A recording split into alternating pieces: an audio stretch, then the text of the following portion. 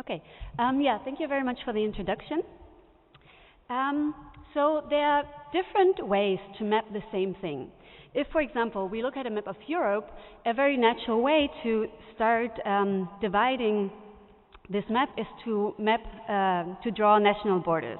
And then we can describe nations based, for example, on their recycling behavior. Now, there are other aspects for which national borders are much less useful. For example, geographic features vary within a country or can also stretch across countries. And something like eye color is dependent on population genetics, but not on nationality necessarily. So the point is that depending on what information we're interested in, different maps can be more or less useful. Much of human brain mapping has focused on parcellating the cortex into discrete areas, or later on into discrete networks. And I kind of want to make the point here that large-scale cortical gradients are a different kind of mapping technique that can really be very useful when trying to understand the global cortical organization. So much like cortical parcellations, cortical gradients also have their foundation in classic neuroanatomy. And in these early studies, they described how cytoarchitecture and myeloarchitecture varies step by step from one area to its neighbor without its extreme changes. And this kind of information was used to then trace these large-scale spatial gradients across the cortex. It was also described that the microstructural gradients are paralleled by the organization of long-distance connectivity. And so this literature is based on work done post-mortem and to a large extent in non-human species. What I wanted to do in my PhD work was to look at gradients in microstructure and connectivity in humans in vivo, and I used MRI-based measures of intracortical myelin and resting state functional connectivity. Now, one question there is how to quantify spatial gradients in high-dimensional data such as functional connectivity. And the approach that we used in our lab was diffusion map embedding, and I believe we'll hear a bit more about that from Georg later.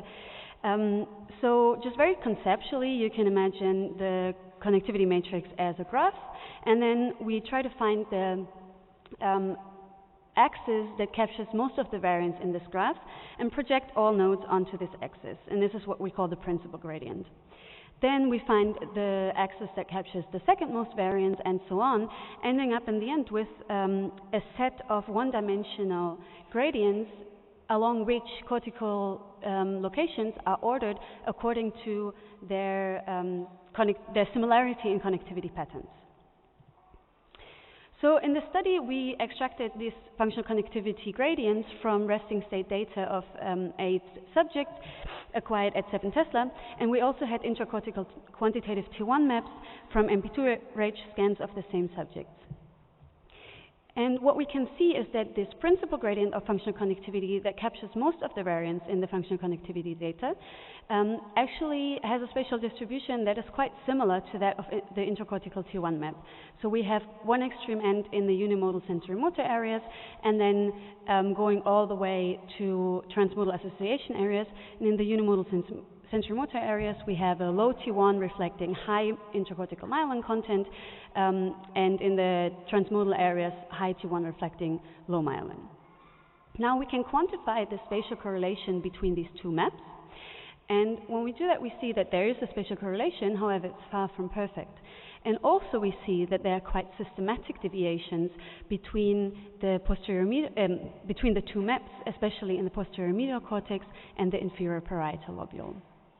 Now we know that the principal gradient captures a lot of the variance in the functional connectivity data. However, a lot of variance is also still retained in the subsequent gradients, which represent superimposed spatial patterns of functional connectivity.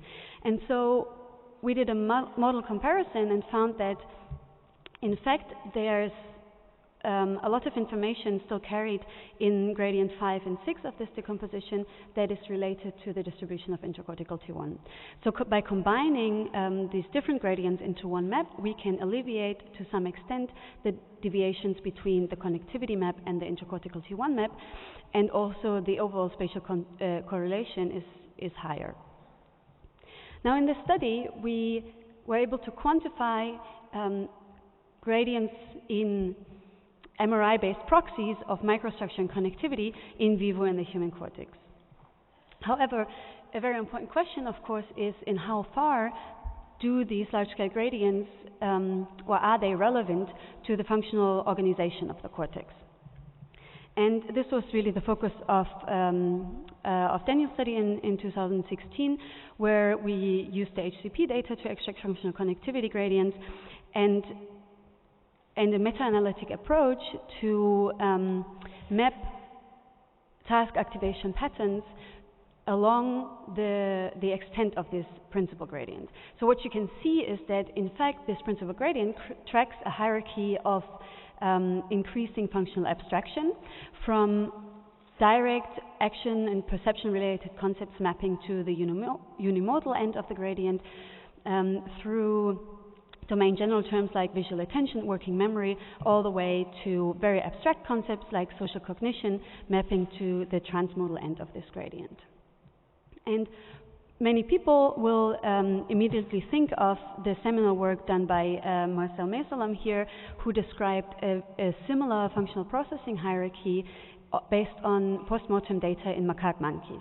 And so with this study, we were able to, again, present a quantitative continuous map that reflects these axes from direct sensory input to more heteromodal or transmodal functions that was already suggested by Meeselam here. We also showed that this principal gradient is reflected in the cortical distance, well, in the geometric distance along the cortex between transmodal and unimodal areas.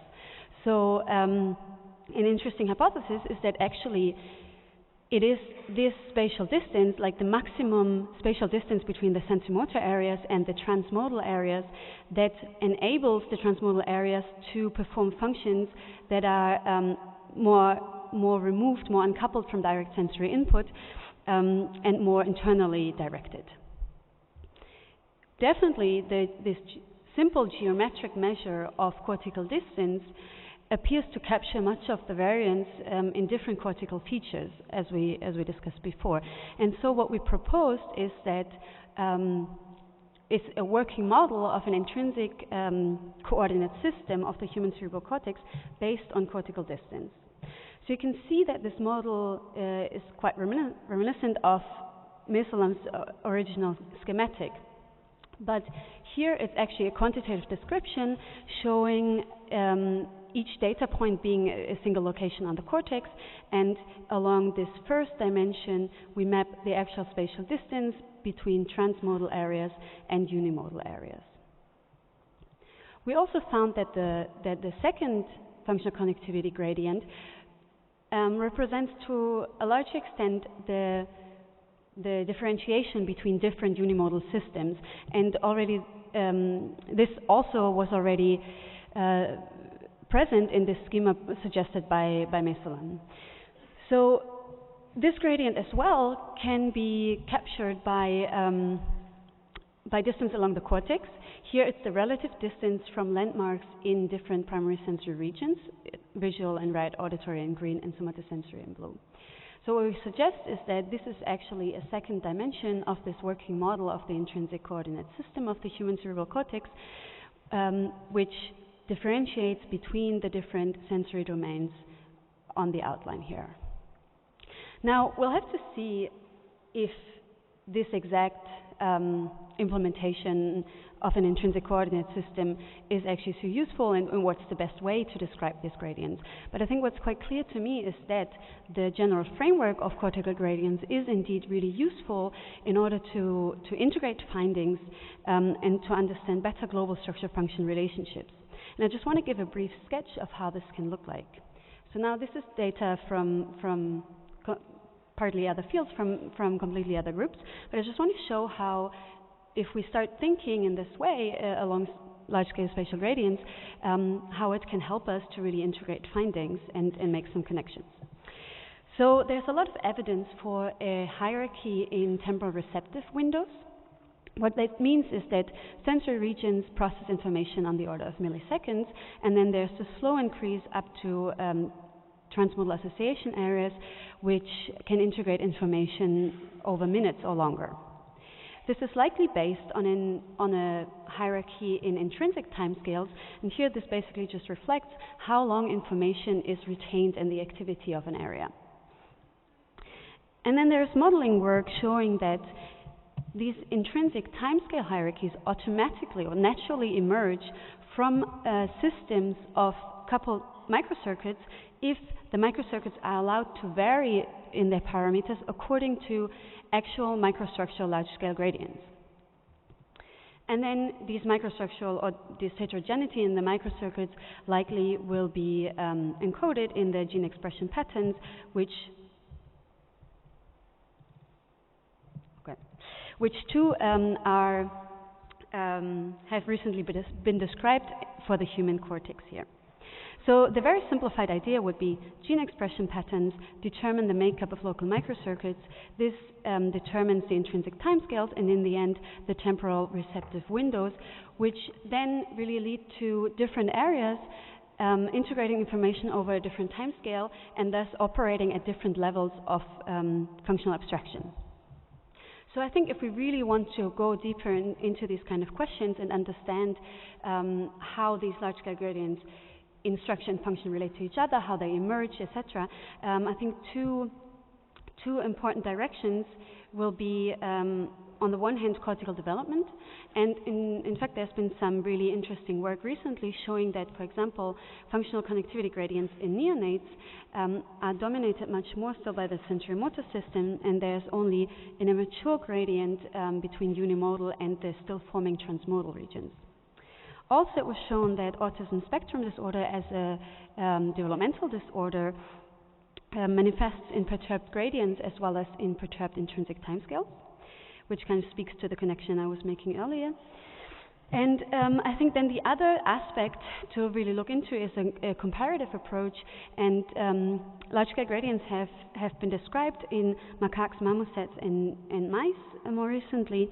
And very recently I've also been starting to look at resting state functional connectivity gradients in the mouse, together with Joe Grandjean.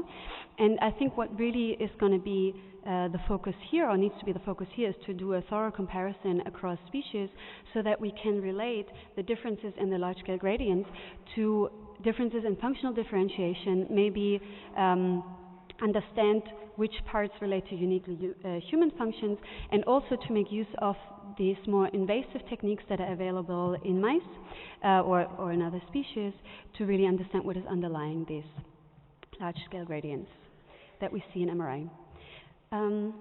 So my conclusion is that sometimes it is useful to quantify the seemingly obvious, in this case that cortical features are arranged in large-scale gradients, because then we get these quantifiable gradients that can really serve as a new tool to understand global cortical organization. And with this, I would like to thank my mentors and colleagues and you for your attention.